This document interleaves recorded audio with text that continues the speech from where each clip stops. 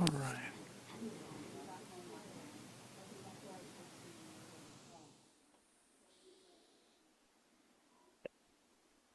Okay, Rachel, can you hear me now? I can. Can you hear me? Okay, you can hear me, but I can't. Let me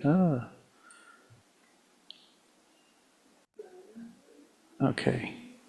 Okay. Oh, Test, there we go. test. Yes, Okay. finally. Great. Okay, perfect. Sorry Wonderful. about that. No problem. No problem. All right. And then if you want to see if your slides will load. Right. I think you're gonna have to, I'm gonna send a request to you. Oh, there we go. Okay. Allow. All right. And then I'm gonna go ahead and share my screen. Okay. And let me get it to the first one. Let's to presentation mode. All right. Are you guys okay? Can you see that? Perfect. I think All that right. works. Yeah. Thank you Wonderful. so much. I'm gonna move over to the other screen to share a video and then move back to this. Okay. I'm gonna be Perfect. going back and forth a little bit. Oh, no worries. I make it You sound do so you want to make easy, but sure to see if this is the other one yeah, like video? sure. The other Let's see, one's a make video, sure. so let's go ahead and do that. All right.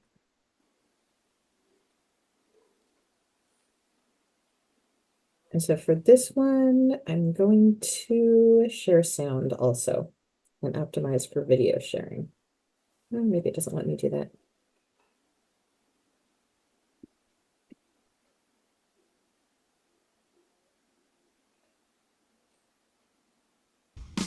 Yep. Can you hear the volume Yes. okay? I All think right. that came out good. Okay. Did you know that car crashes are the leading?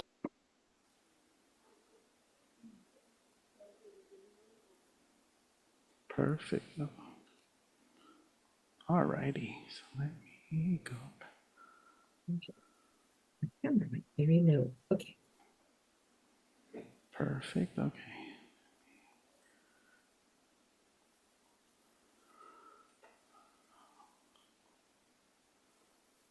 All right, so let's see. So it is now 9 o'clock. So welcome everybody to Community Links. My name is Jose Morales. I'm a contracts analyst here at First Five San Joaquin. I'm filling in for my colleague Giovanna Villadoris for our Community Links meeting. And just as a reminder, Community Links is our monthly gathering for agencies providing services to children ages 0 to 5 and their families in San Joaquin County, where local service providers can gather virtually for networking, resource sharing, and a discussion on a topic. And so let me go ahead and share. So, since today our agenda here for September 6th, we're going to do a little warm up activity just in the chat.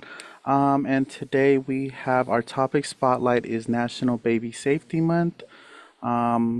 And it'll be talking about baby child safety with San Joaquin County Public Health Services. After that, we'll have a large group discussion talking about the any questions or comments about the topic that we're going to talk about, and then we're going to follow up with some partner updates and announcements.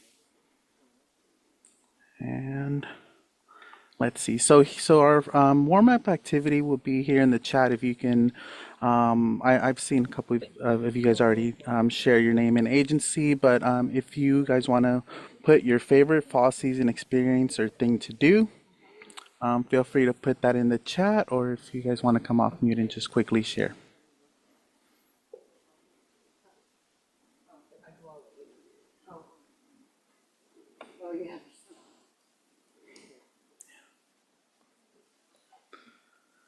Alrighty. I'll share. Okay. Hi, Casey. Um, my favorite thing is to wear hoodies, sweatshirts. Perfect. That's Yeah. awesome. I think we're all looking forward to some of this colder weather. Yes, for All sure. right. So thank you guys so far. Good morning to everybody so far. It's great to have you guys all here. So I see in the comments going to Apple Hill and also decorating for Halloween. I know we have I know there must be a lot of Halloween fans. So I know this might be an exciting time for everybody. And definitely on the drinking hot coffee pumpkin spice. Actually, had been waiting for Starbucks to bring back their pumpkin flavors. Those are always good. And pumpkin patch. All right. Well, thank you guys for those for all of the comments and welcome to everybody. So we're gonna go ahead and move to our next thing, which will be our presenter for today. I want to have you guys all give a warm welcome to Rachel Zerbo. She's the supervising public health educator with San Joaquin County Public Health Services, and she's going to be talking today about baby child safety. All right, Rachel, it's all yours. Hi, you guys. Welcome. Can everyone hear me okay? Yeah, good, wonderful. So thank you so much for the warm welcome. Have been really looking forward to talking with you guys today to share a little bit about our childhood injury prevention activities here at San Joaquin County Public Health Services. So when I talk about our childhood injury prevention program, I'm going to talk about it in the context of our childhood injury prevention Safe Kids San Joaquin County. And so I see some people who are on the webinar today who are already part of Safe Kids San Joaquin County. But for those of you who haven't been part of it or aren't familiar with it, it's an organization. We at Public Health Services are the lead organization for Safe Kids San Joaquin County. San Joaquin County is actually a worldwide organization, and we're under the umbrella of Safe Kids Worldwide. We're one of more than 500 coalitions throughout the United States and a few other countries. And so the mission of our coalition here in San Joaquin County and the mission of the coalition worldwide is to keep all kids 0 to 14 years old safe from preventable injuries. And so when we talk about preventable injuries, the work that we do under Safe Kids San Joaquin County is a wide variety of different things. And I'm going to talk about a few of them today. I'm going to focus mainly on child passenger safety, but I'm going to talk also about a little bit about our safe sleep resources, our medication safety resources, some information about drowning prevention, and then pedestrian and bike safety. So those are kind of the activities that we're involved in under the Safe Kids Coalition. A little bit about the coalition itself. We've been around since 2016, and we have plus or minus like 30 member organizations. And our membership is open to any organization that provides services or has a stake in the health of kids under the age of 14 years or under. And so we meet virtually the last Tuesday of every other month at 2 p.m. via Zoom. At the end of this, I'm going to give you guys all my contact information. So if you're interested in being part of the coalition, just shoot me an email and we'll get you on our email distribution list and we'll send you out the information about being part of our coalition. What is good about being part of the coalition, in addition to meetings, we'll send you out information about childhood injury prevention activities that we're involved in, such as car seat checkup events where we check folks' car seats and provide no-cost car seats to folks in the community. So just a little plug for our coalition. We'd love if you would be part of it. Yeah. So like I said, today I'm going to focus mostly on child passenger safety. And so what we're going to do today is we're going to just kind of start out with general car seats and just discuss why car seats are so important. And we're going to outline kind of the critical importance of car seat and booster seat for kids. We're going to take about 30 minutes to watch a really good video called The Simple Steps to Child Passenger Safety. And I'm going to try to stop it every once in a while and ask some quiz questions so we can be a little bit interactive. We're going to review California child passenger safety laws and kind of then compare those to the best practices according to the American Academy of Pediatrics. And then we're really going to get into the services that are provided by Safe Kids and Public Health Services around car seats and booster seats. And then I'm going to talk with you a little bit about how to refer clients to our program. Does that sound good? All right. So you guys may be wondering, why am I providing this like relatively in-depth information to you as service providers? I know you guys, most of you are not car seat technicians, although I did see some of our colleagues like Denise on the webinar today who is. But I think that all service providers who have contact with young kids can play a role in keeping kids safe in the car. So the first thing they can do is just, emphasize just how important it is to use car seats and use them correctly every single time you get into the car with your kiddo. It's probably going to be within kind of your scope to maybe recognize when a child is in a car seat that might not be right for them and mention that to a parent. And then we'll also talk about some common errors in car seat installation that you may observe if you are ever watching a parent put a child into a car seat. Another thing that's really important is you can share with parents how to learn more about how to buckle their kids in safely. So you can advise them to read car seat instruction manuals and the labels on the side of the car seat that have lots and lots of really important information. You can also share resources with parents, like, for example, the video that I'm going to show you today. I'm going to give you the link to that. And then finally, we really want you to be able to refer to our local child passenger safety services for hands-on assistance with car seats and booster seats. So the referral process is going to be a big part of that. So that's just kind of like your role and things you can look out for while you're serving your families. All right, we're going to start out about why car seats and booster seats are like so critically important. So unfortunately, crashes, I always say there's some good news and bad news. And the bad news of the crashes are the number one cause of injury and death and serious injury in children under the age of 8 years old. And so we have some slightly old data, but unfortunately, it still is about correct.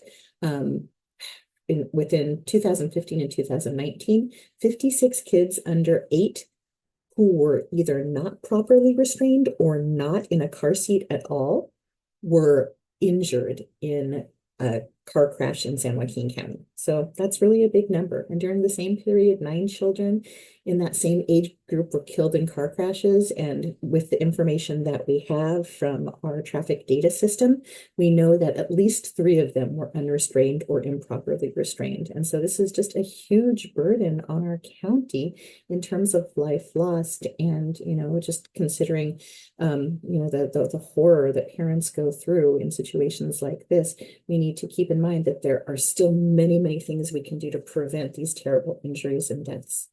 So that's the bad news. But the good news is that car seats and booster seats are super effective in preventing injury and death. So car seats, when they're used correctly, can reduce the risk of fatal injury by up to 70%, and booster seats can reduce the risk of non-fatal injuries by almost half. But like I said, to be effective, car seats need to be used correctly.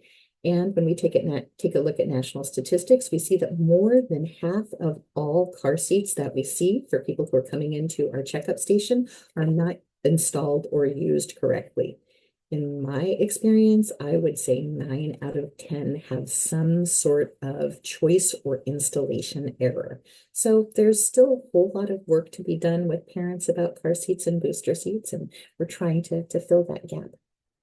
So now we're going to go on. I'm going to stop sharing the screen, and now we're going to watch the YouTube video. And I want to, before I start, let you guys know that it's available in English, but it's also available in Spanish. And so this is a nice resource that you can share with your parents. They can easily watch it on their phone if they have a need for some information. And I'm going to send this information over to First Five the slides, so you'll have these links. All right, let's see if I can make this work.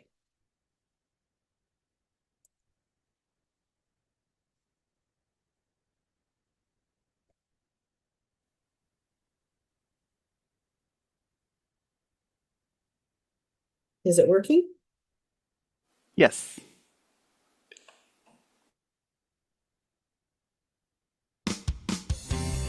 Volume okay?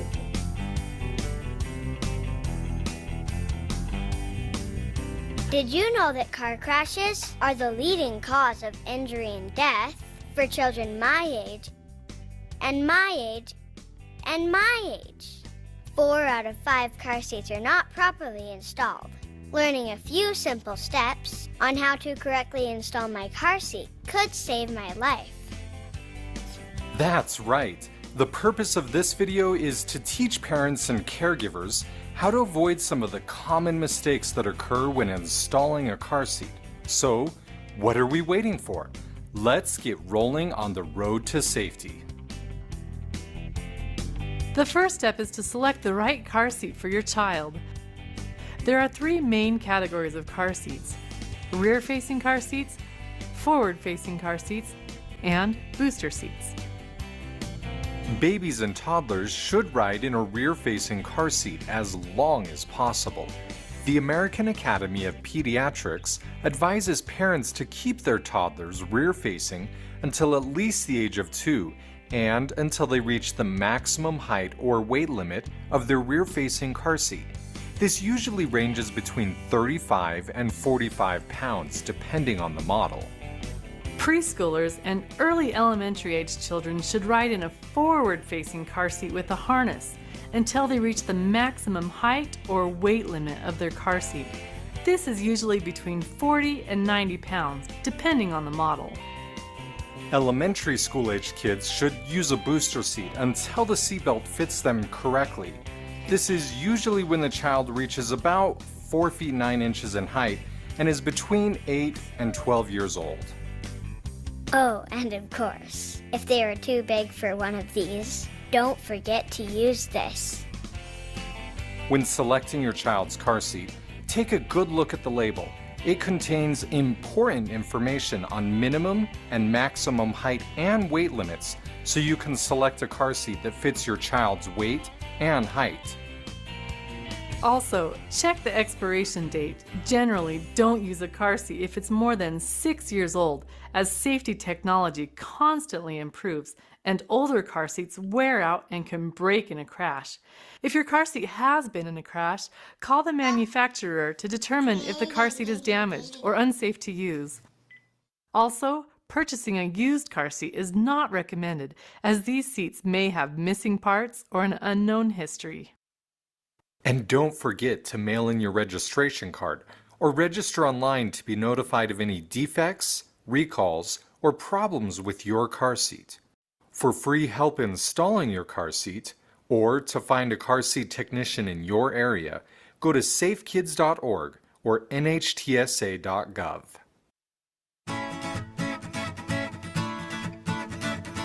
Rear-facing car seats provide the best protection for your child during a crash. Notice the difference between a rear-facing car seat and a forward-facing car seat in a frontal crash.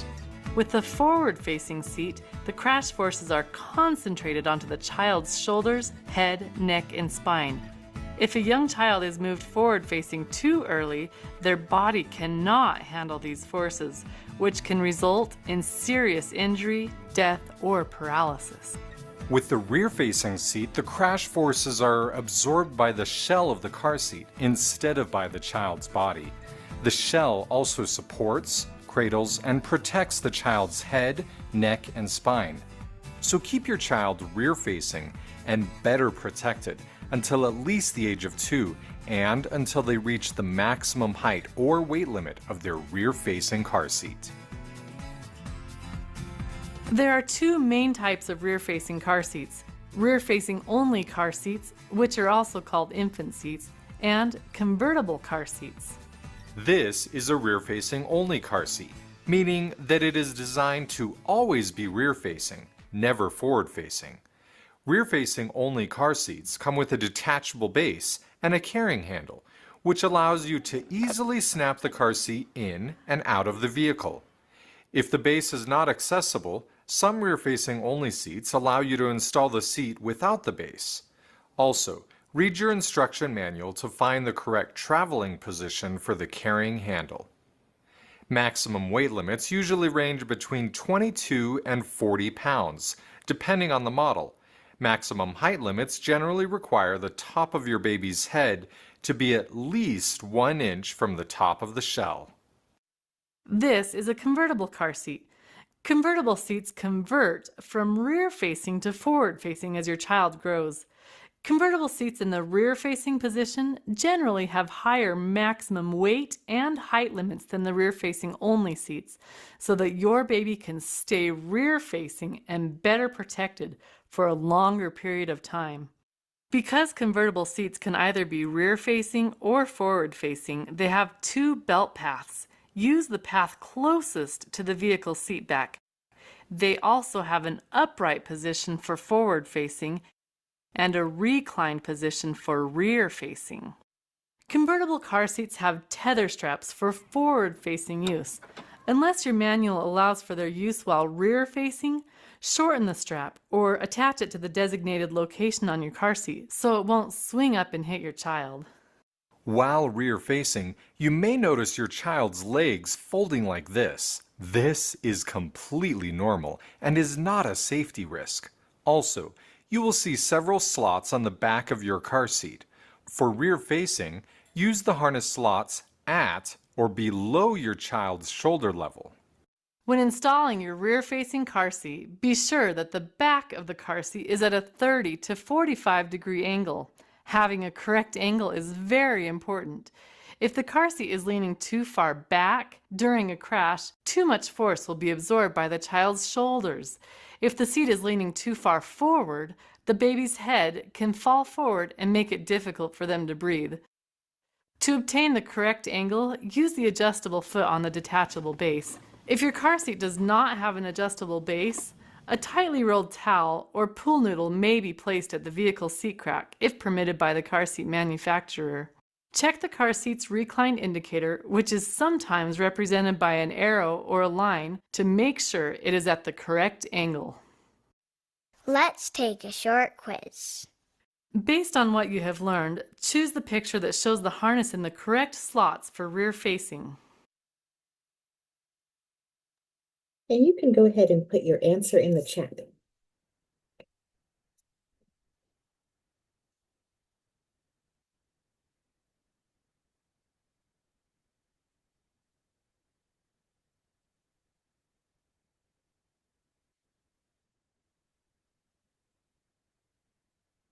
Use the slots at or below the shoulder level. What is wrong with this picture? You guys can put your answers in the chat. What is wrong with that picture, you guys?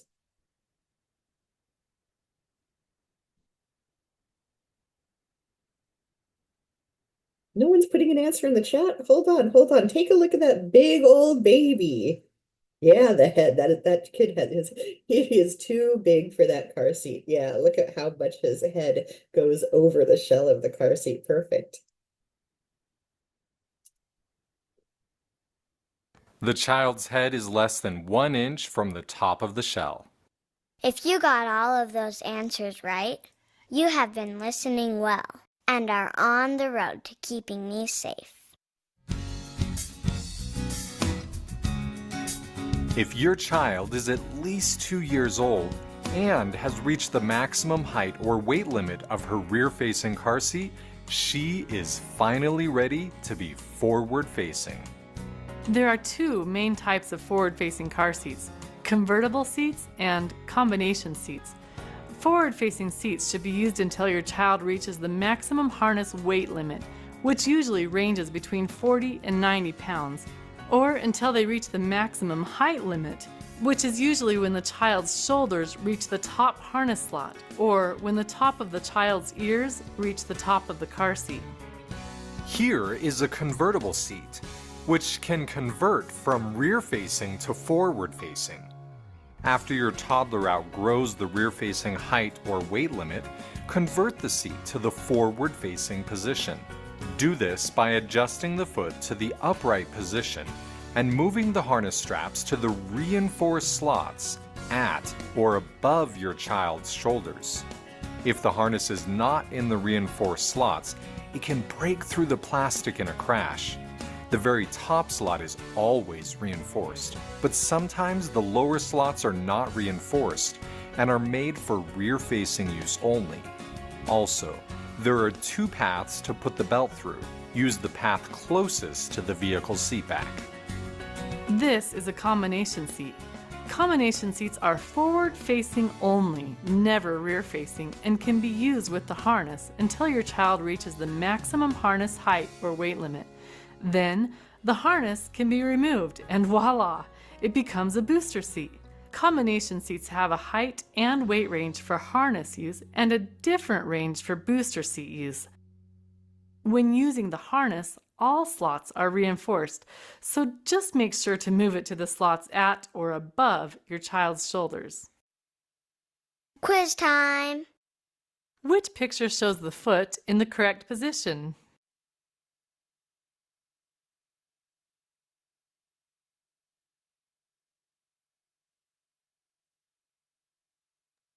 I gave you the answer. I'm sorry, I wasn't quick enough on the draw. So we know that the one on the right is, right? Very nice. Okay, I'm going to be quicker this time, I swear. Use the upright position for forward facing. Which picture is using the correct belt path? So which one's using the correct belt path, you guys?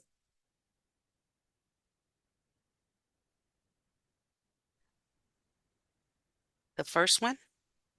The first one, the one on the left, yeah, And why? Why is that the correct belt path as opposed to the one on the right-hand side? Because the car seat would go forward. Right, so yeah, So we're looking at the holes and we want to use the hole, put the seatbelt through the hole that's closest to the back of the vehicle seat. You see this one right here? We're using the wrong hole on the left, on the one on the right-hand side, we're using the wrong hole. But on this one, on the picture on the left-hand side, you're using the hole that's closest to the back of the seat. Why are there two holes, you ask? Because this is a convertible seat and you can turn it around. And when you turn it rear facing, you're going to want to use the belt path that's right here for rear facing.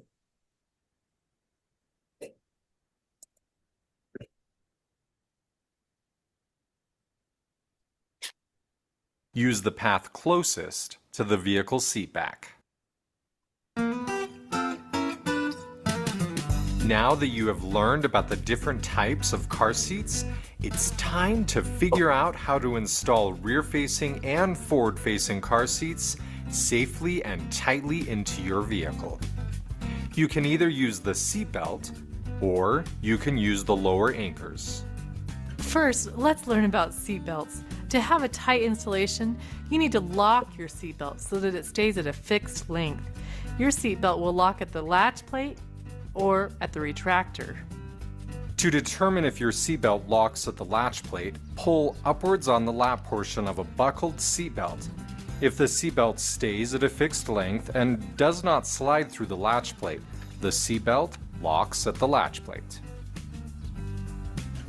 If the seatbelt slides through the latch plate and does not stay at a fixed length, check to see if your seatbelt locks at the retractor. Pull on the belt near the retractor. It'll go back and forth like this. Slowly and gently pull it all the way out to the end. Now, if the belt does not go back and forth anymore, but only gets shorter, you have locked the seatbelt at the retractor. One side note, don't jerk quickly on the seatbelt as you may think the retractor has locked when it really has not. If your vehicle is older than 1996, it is possible that neither the latch plate nor the retractor will lock. In this case, you will need to read the instruction manual to learn how to add a locking clip. Only use the locking clip when your seatbelt has both a lap and shoulder portion. When using a locking clip, place it less than 1 inch away from the latch plate. Some car seats have built-in lock-offs, which can be used instead of a locking clip or instead of a locking retractor. Read the instruction manual to find out how to use these built-in lock-offs. Now that you have learned about the most common seatbelt types, let's move on to the lower anchors of the latch system. Since the year 2003, vehicles come equipped with lower anchors in the crack of the vehicle seat. A set of these lower anchors can usually be found in the right and left rear seating positions, and sometimes in the center seating position. Some manufacturers do not allow you to use outer lower anchors for the center seating position, so always read your manual to ensure correct use. You can use either these lower anchors with the lower strap located on your car seat, or the seat belt to install your car seat. but don't use both at the same time. Also, never attach two hooks into one vehicle lower anchor. As a general rule, as soon as the combined weight of your child plus the weight of their car seat meets or exceeds 65 pounds, you will need to discontinue using the lower anchors and use the seatbelt instead. Check your car seat label and your vehicle owner's manual for more specific lower anchor weight limits. When you are using the seatbelt, secure the lower anchor hooks to the car seat itself so they won't swing up and hit your child in a crash. Ready for another quiz? Does this seatbelt lock at the latch plate or at the retractor?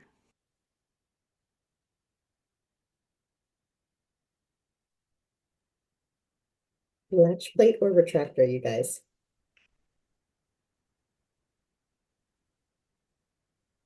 Kathy, wonderful latch plate. Yeah. Did you see how they did it? They buckled the seat belt to see if it would slide through the latch plate, and it did. And so they were like, oh, okay, it probably locks at the retractor. And so they pulled the seat belt all the way out of the retractor, let it in a little bit, and then tested it, and they pulled, and they said, yes, it locked at the retractor.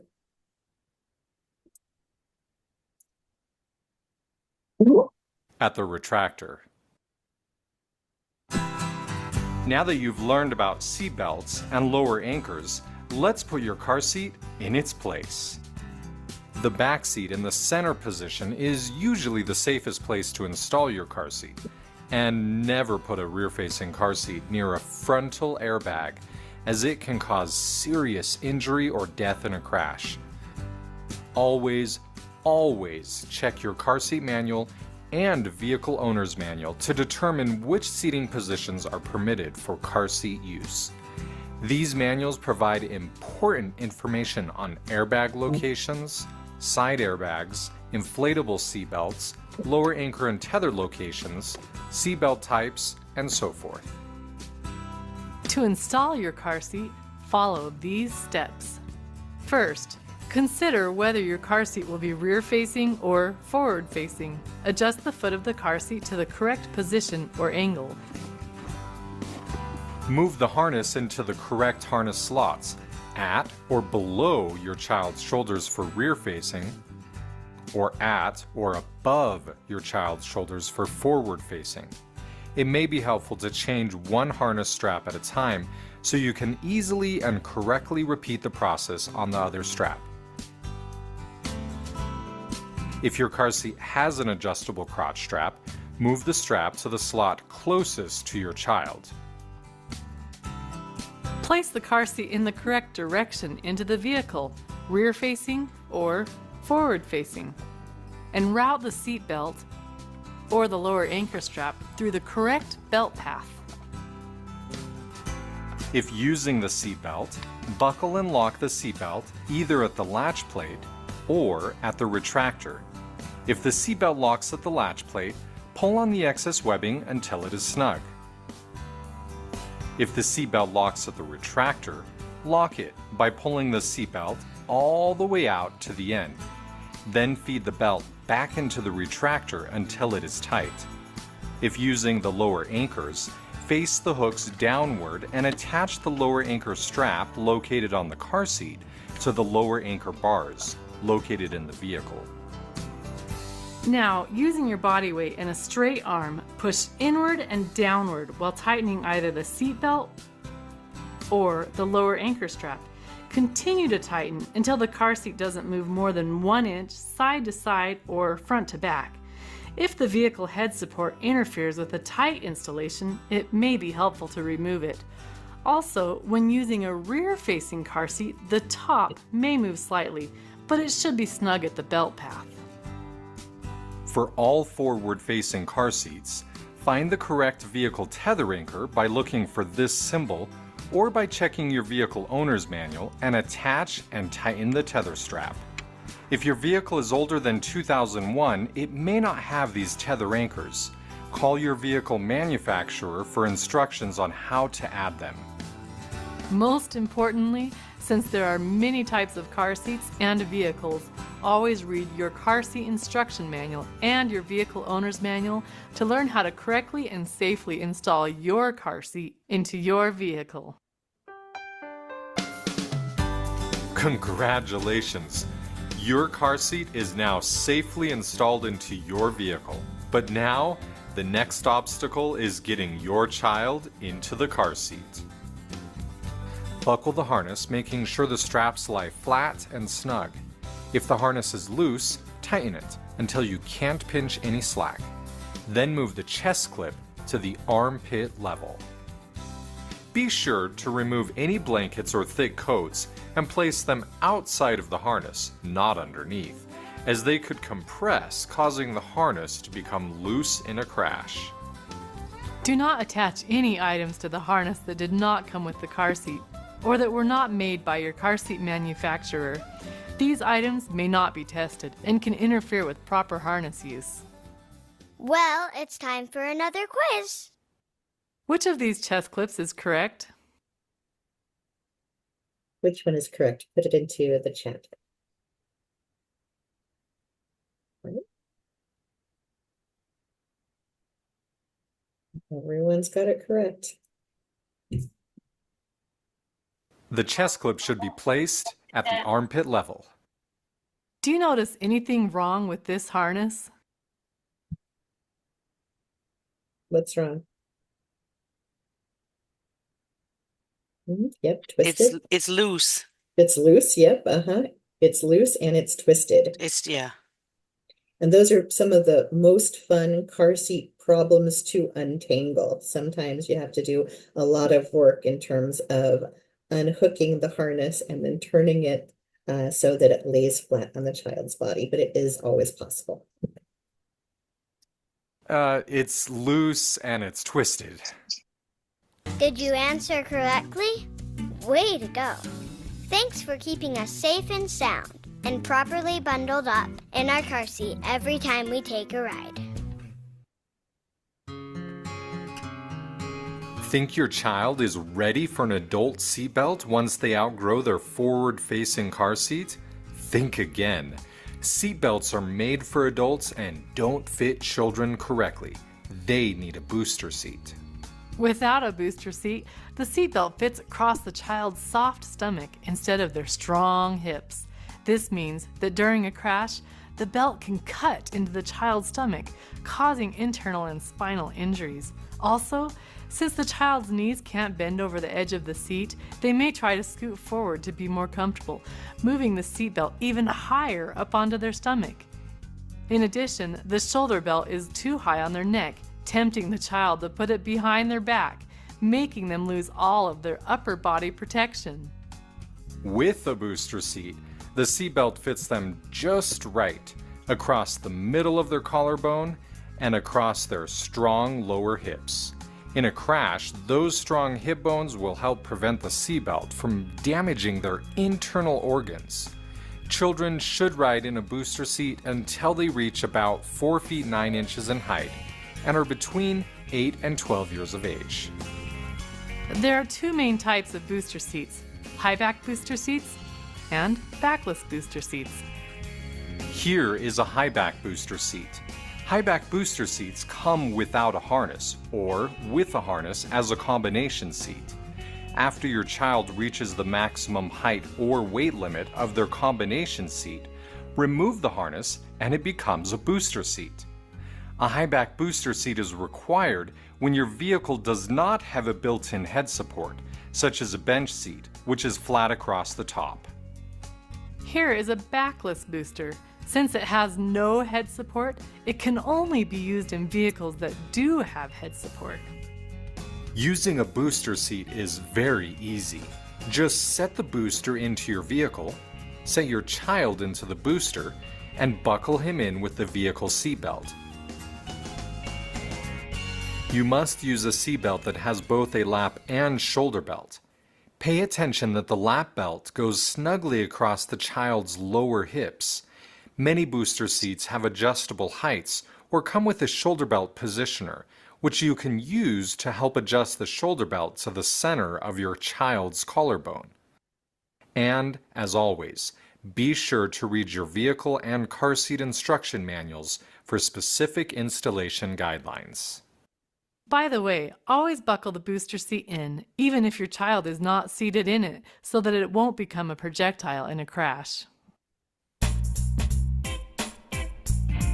If you want to see if your child is ready to move out of his booster seat, buckle him into an adult seatbelt without the booster seat. The lap belt should fit across the lower hips and upper thighs. The shoulder belt should rest on the middle of his collarbone. And if he can sit with his back against the vehicle seat and fold his knees over the edge of the seat with his feet touching the floor, then he is ready to move out of his booster seat.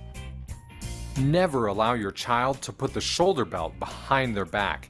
They need the upper body protection in a crash. This is an example of a non-regulated product. These products are not tested for safety and can actually be harmful. See how it raises the lap belt up onto the child's soft stomach instead of keeping it on his strong hips? These products should not be used.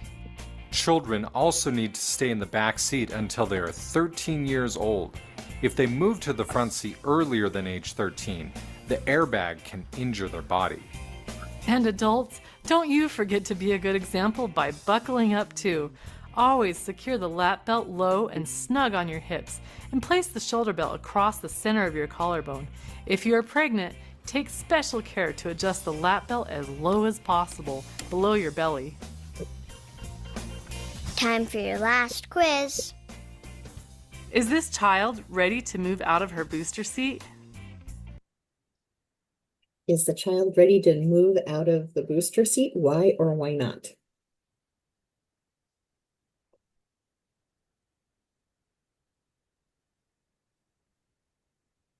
Nope. What's wrong? No, What's wrong? the seat belt, it's to the neck. Mm-hmm. Seatbelts to the So, neck. um, Mm-hmm. And look at her legs. Are they bent comfortably over the edge of the seat? no. Nope. No, she still cannot fold her legs over the edge of the vehicle seat or touch her feet to the floor. What's wrong with this picture?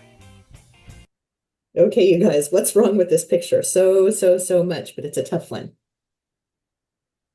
Any ideas? Con, you're on mute.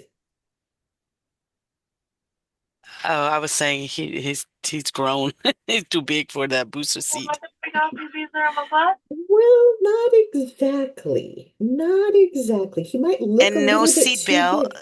He's also doesn't have a seat belt, the shoulder. There's no shoulder belt. Yeah, Yeah, it's a different type of seat belt. We yeah, can't really see very well, but it might be just be a lap the lap belt, belt. right? Oh, and then Kathy got something real good. Kathy, I have a feeling, are you a car seat technician or have you been one in a former life? There's no headrest behind him. He needs to be in a booster seat with a back. Mm. This is a backless booster with no vehicle head support, and the child is only using a lap belt. They need a shoulder belt too. Way to go! You did it. Now you can sit back and relax and enjoy the ride. All right, you guys. Hey, let me know, put in the chat. Did you learn anything new? What was something new that you learned from that video?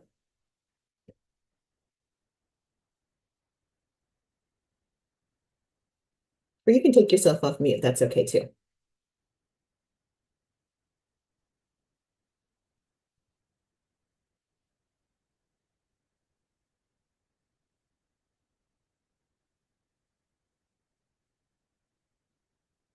Man, you guys got quiet. Okay.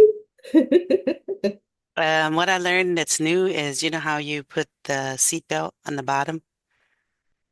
The seat belt on the The bottom. seat belt, yeah, Same way. like like the wrong way. Sometimes I have a tendency to do on the wrong way too, because instead of putting it on the back of it, how Mhm. you strap it through the back, sometimes I strap it over. Oh, sometimes you don't put it through the belt path. Sometimes you put it Yeah, over. Yeah. yeah, Yeah, yeah. and So we I'm do like, that. Yeah, you got to use the hole. You got to use the belt path to yeah, install it. Wonderful. You guys learned about head supports for the head booster support. Yeah, seat. Perfect. Let's see. Chanel learned about the proper placement for the seat belt and booster seat requirements. Good, good, good. Yeah, I think it's a cute video. I think it does a good job of like maintaining people's attentions. Cute babies are always good and stuff like that. Great. All right, so let me try to share my presentation again with you all. Okay, so let's take a minute to talk about California law. So California law has basically two parts to it. So the first part is all children must be properly buckled into a car seat or booster seat in the back seat of a vehicle until they are at least 8 years old or 4 foot 9 inches tall, whichever comes first, right? So that's the law.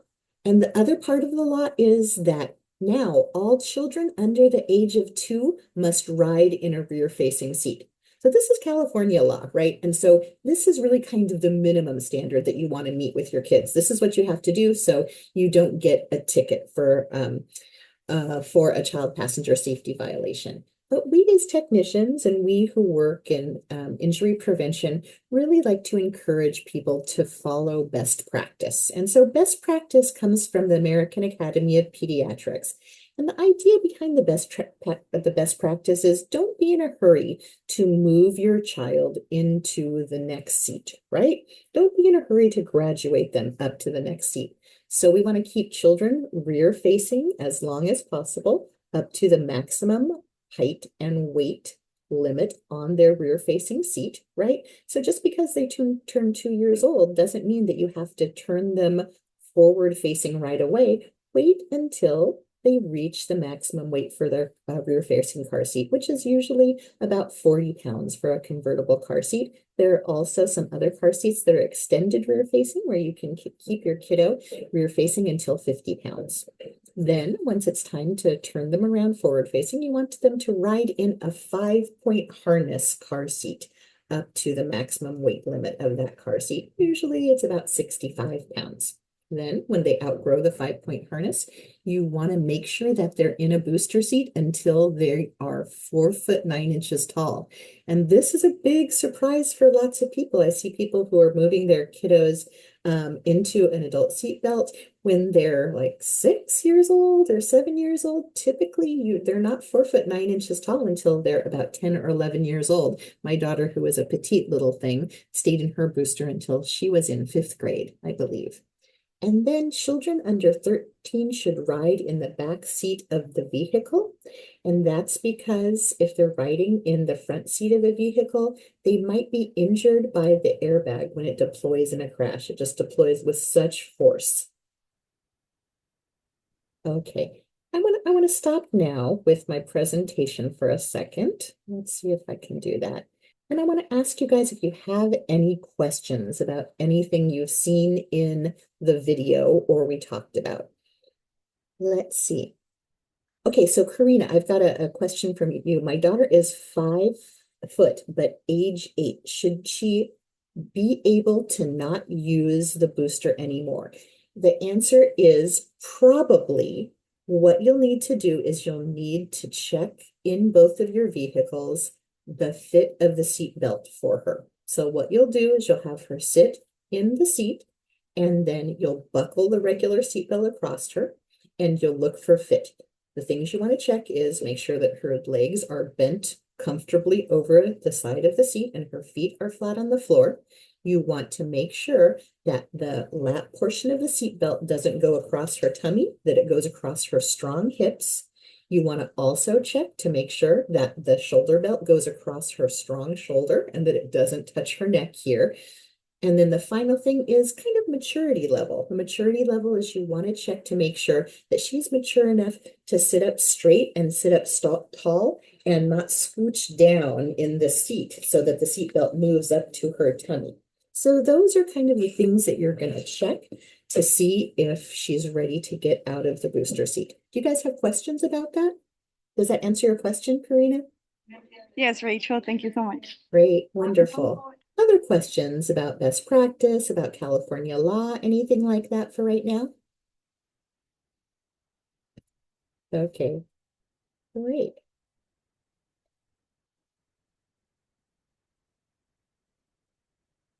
Now I want to talk with you a little bit about the car seat services that are provided through Public Health Services and Safe Kids. So we provide car seat fittings. We have a violator program. We do large-scale car seat checkup events, and we do education presentations in the community, similar to what we're doing right now. So first of all, our car seat fittings. We do car seat fittings every Wednesday by appointment. Typically, we take our appointments between 10 a.m. and 2 p.m.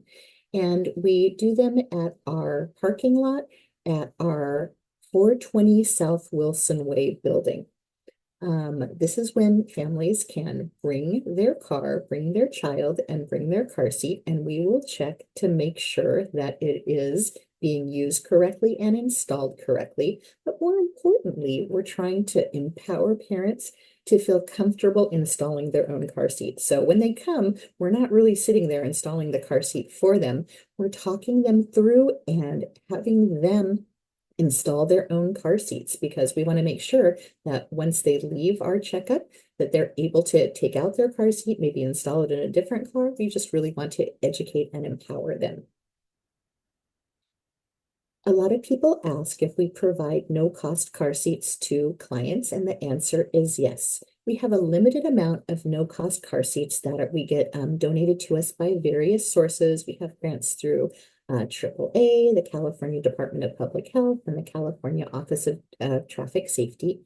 In order to receive a no-cost car seat, they have to come to our car seat fitting station. So we don't just hand them a car seat and say, do your best. They have to come to our fitting station and we work with them one-on-one. Like I said, we have limited availability of car seats. And so people can't just call us and ask for a car seat. We need organizations, our community partners, to provide us with a referral for folks who cannot afford to purchase a car seat. Let me talk a little bit about the requirements for a referral. So the eligibility is that the person absolutely cannot afford to purchase a car seat.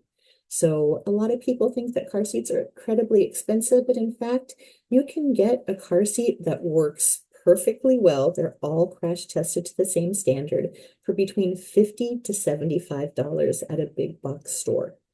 And we unfortunately really depend on you to kind of triage your clients.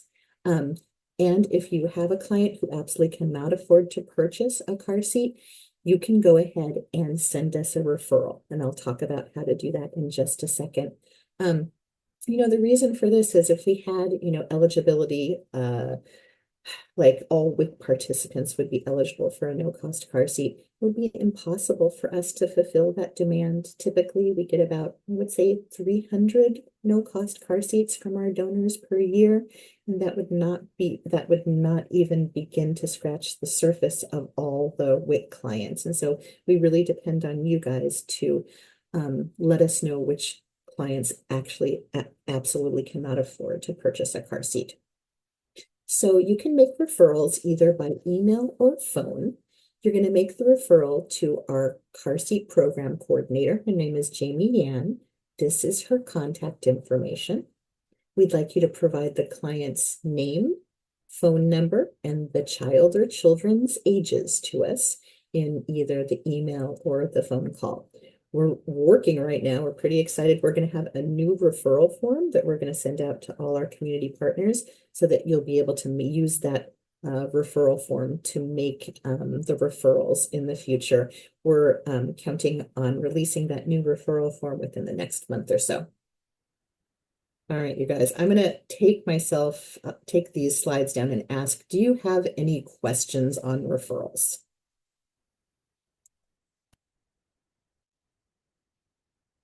Okay, I see one from Anna. A prenatal woman can go for a class and receive a new car seat for an infant. So let me answer. We do not provide classes here at Public Health anymore for car seats. What we used to do is we would have classes and then people could purchase a car seat at a low cost. However, we were told to stop doing that because of the cost to the county. What we do now is we take referrals from organizations. If you have a client who absolutely cannot afford to purchase a car seat, and this includes a pregnant woman, you can refer her to our program, and then we will call her. We'll set up an appointment with her, and then she'll come in and we'll do a car seat check and we'll provide her with a no-cost car seat. So that's basically how it works. Great question, Anna. Other questions? Okay, great. All right, let me go back to sharing my screen. I had a question really quickly. Yes, go ahead, Renee. A lot of our clients don't have cars, but they do sometimes use like Uber or Lyft and things like that. How would they be able to attend the class if they didn't have a vehicle to take to get the like to take your course? Right. Yeah, that really is always a challenge. And so just want to let you know, it's not really taking a course, but it's an individual appointment with us that they go to. So in the past, we have had folks referred to our program and they'll be dropped off by Uber. We ask them not to bring their child with them if they do not have a car seat. We can show them how to use the car seat in one of our county cars or our personal vehicles. Okay, thank you so much. No problem. I've also had clients who've taken the bus to come here. Patricia, you have a question. Yeah, hi. Can we use Unitas as a platform for referrals for a client? Yes, you can absolutely use Unitas as a referral platform. One of our colleagues who's a community health worker has access to Unitas, and so she takes care of all the car seat referrals. She's a technician. Thank you. Okay. Any other questions, you guys? All right, wonderful. Okay, a little bit more about our car seat program services. We also have a violator program. So if someone receives a ticket for a car seat violation, they can come to our program, and we will do education for them carside. We will make sure that they have an appropriate car seat for their child, and then we'll give them a certificate that they can take back to the court to have their fines reduced. Fines are extremely expensive. They can be $500 for even the first fine, including court fees. And so it really can be helpful to folks to come to us and get their fine reduced with us. And it usually takes about an hour or an hour and a half for us to do our education for folks who've had a car seat violation. We have large-scale car seat checkup events. That's where we'll bring a lot of technicians and set up in a parking lot of an organization or a business, and folks can come and we will check first of all to see if they have an appropriate car seat. If they do not, we can provide one at no cost, and then we'll educate and help with the installation. We have an upcoming car seat checkup event. It's going to be on September 21st, which is a Saturday at the Family Resource Center, which is down on off Arch Airport Road. And so for this event, I'm going to go ahead and send the flyer to First Five if you haven't seen it already. What the flyer asks for is for clients to call in and make an appointment. For these kind of car seat checkup events, they don't have to be referred by you. These large scale checkup events, we will take all comers. Any questions on this upcoming checkup event? All right, we'll get the flyer out to you guys by Monday. Also, this is something that might be of interest to folks who work for community agencies. We hold a child passenger safety technician certification course every year here in San Joaquin County. This is a 4-day course. You learn all about seatbelts, seatbelt systems, car seat installation. It's a really hands-on experience where you get to do installations of all different types of car seats. There are written tests and also skills tests that you have to pass in order to become certified. And then everything at the very end of each car seat safety technician class, we do a community car seat checkup. So you actually get to practice the work the training that you've received. So we do this every year. It's usually in the springtime. There is a cost associated with it. It's a $95 registration fee, but we at Public Health and Safe Kids are able to cover that registration fee for organizations in San Joaquin County that want to send folks. So if this is something that you're interested in, think about it, talk with your management, see if this might be another service that you'd like to include in your repertoire of services for clients, and let me know if you're interested. And this is just more information on the Child Passenger Safety Technician Program. You can find it at www.certsafekids.org if you'd like to read a little bit about it if you're interested. All right, you guys, any questions? Oh, there's one slide that I don't have in here, and I'm sorry about that, which is that our staff provides presentations like this, either in person or via Zoom or other virtual platforms, to families who are interested in learning more about car seats. And so if you would like to invite one of our technicians to come and speak to a parent group or even a group of your employees, we're really happy to do that. And you can go ahead and contact Jamie Yan, who I put her information at the beginning of this presentation. So you can call her to set up a presentation. All right, you guys, I know it's a lot. What time are we at right now? We are at about 10 o'clock. So Jose, what do you think? Should I keep going? Should I talk about some more topics, or do we want to stop now? We have a little bit of time if you want to cover one more Okay. topic.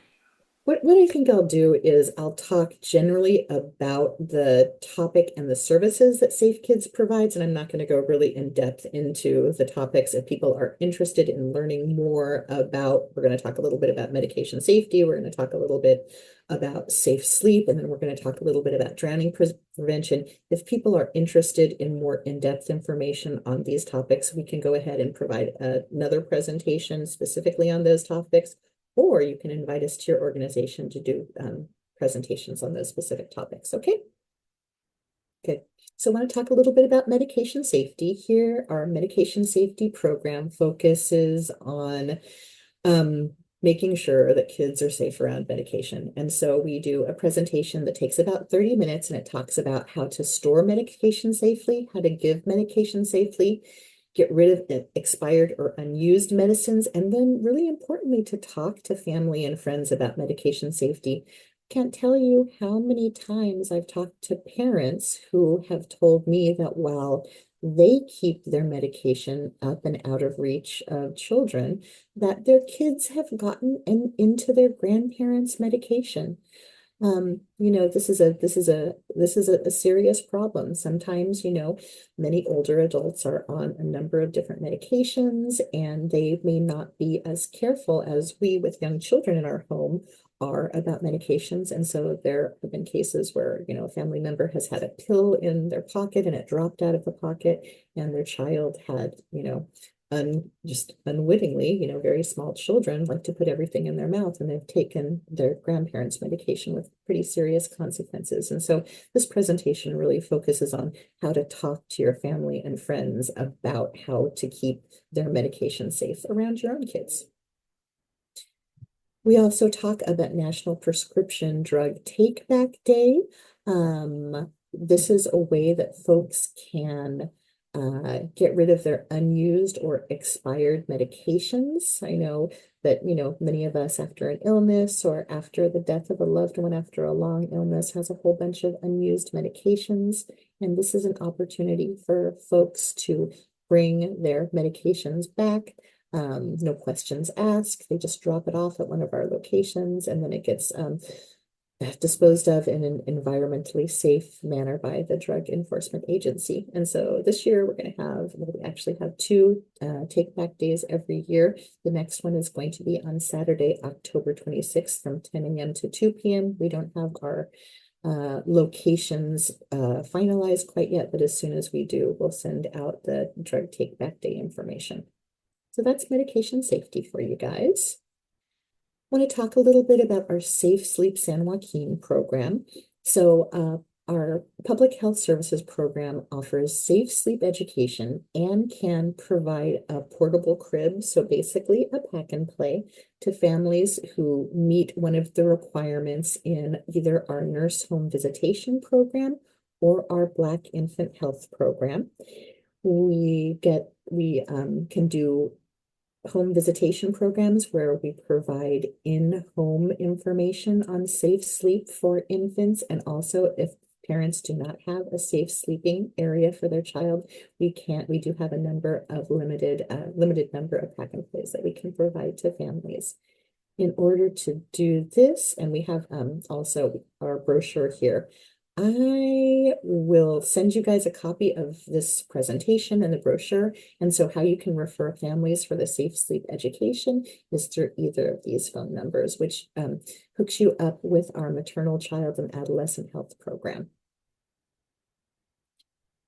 And we also do a limited number of drowning prevention and summer safety presentations. I think we're getting kind of past that period, but think about us in the springtime as people are starting to do water sports and water activities, and we can provide information on how to prevent drowning for young children, both in open water and in pools. And we also provide information on heat stroke and bike safety. So those are the kind of things that we do for little kids. I just want to talk a little bit about a couple more activities that Safe Kids San Joaquin does. We put on bike safety bike rodeos. And so that's when we invite the community to come out and they can bring their bikes. And if they don't have a helmet, we'll fit them with a helmet. We'll do some bike safety education classes. And then we have a fun obstacle course set up for kids to be able to practice their new bike riding skills with us. We're actually going to be having a bike rodeo coming up this Saturday in Lathrop. It's at the Generations Community Center, and the community is invited to come and have some fun with bike safety. They're also concurrently having a Touch a Truck event where we'll have a lot of public safety vehicles, including police cars and I think and fire trucks and maybe even a helicopter where kids can come out and kind of check out all the safety vehicles. So that's going to be on the Saturday, the 7th, which is actually tomorrow in Lathrop at the Generations Community Center.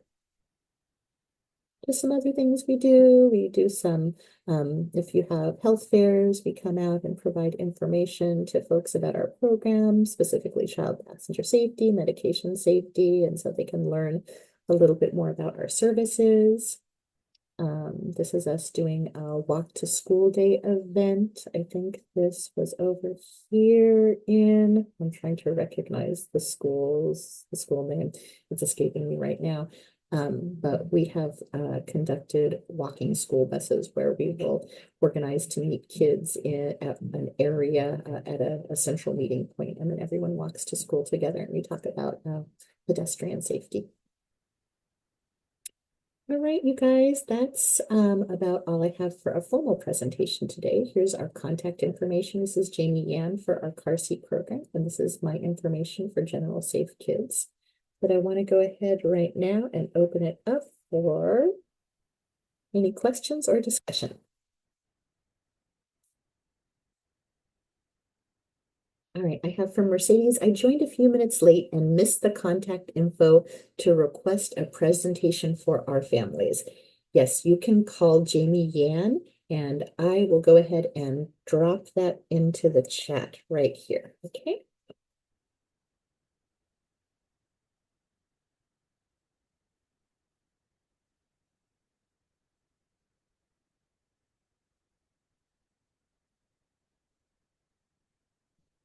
There you go. That's Jamie's phone number. Oops, so I did it wrong. Sorry, you guys. Terrible.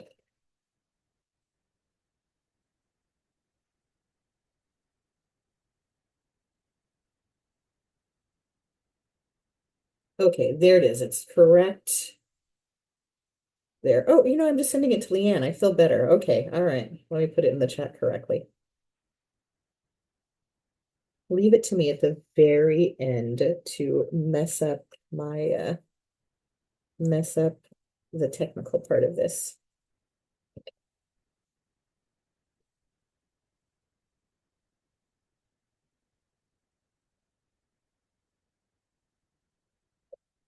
There you go. And I'm also going to send the presentation over to First Five, and it'll have all our contact information in there as well.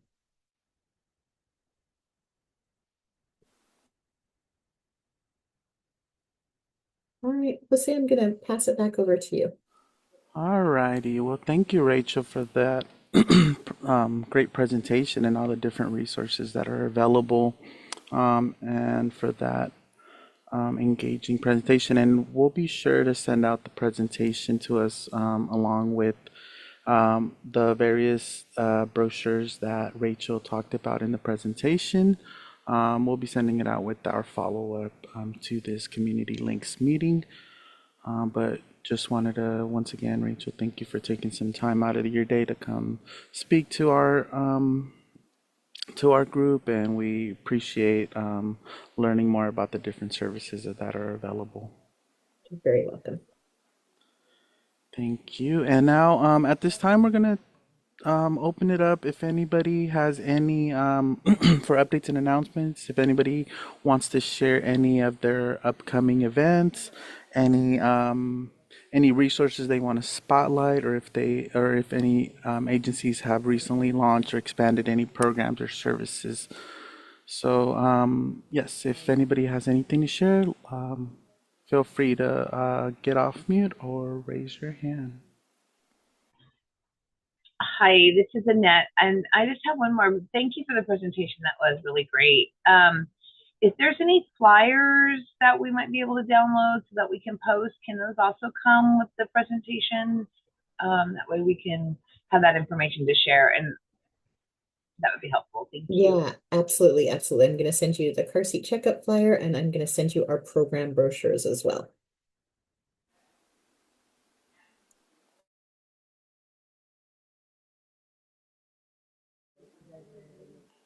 All right. Anybody else with any updates, upcoming events?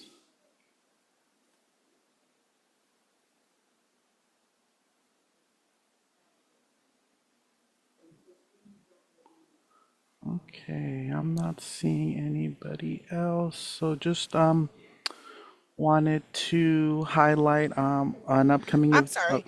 I have an event. Yeah. Yeah, I'm Sure. very sorry. This is Rebecca with 211. Family Resource has an event tomorrow, the Be Becoming You event. So this event will provide opportunities for young parents to spend time thinking about their goals, learn about available resources in childcare. So they're kind of like signing up. I'll drop in the flyer and then, share with your parents, families, or friends who wants to participate in this event. Thanks. Perfect. Thank you, Rebecca.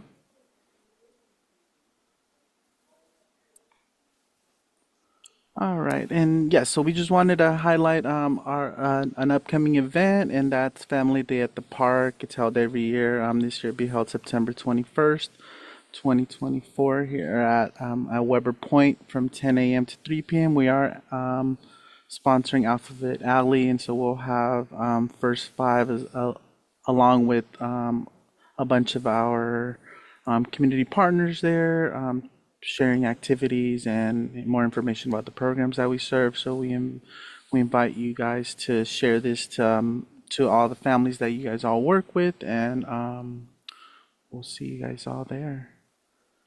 And so just lastly, before we finish off for the remainder of our time, I just wanted some reminders about if you guys have any ideas for future community links topics, feel free to email us at shackids@sjgov.org. If you have any new team members in your agencies, feel free to send their contact information so we can get them added to the distribution list. And then just wanted to send or put it in your calendars for the next meeting. Will be held October 4th, and the topic will be Domestic Violence Awareness Month. And so just wanted to give everybody thank you for spending some time here with us, and we'll see you guys at the next Community Links meeting. Thank you guys.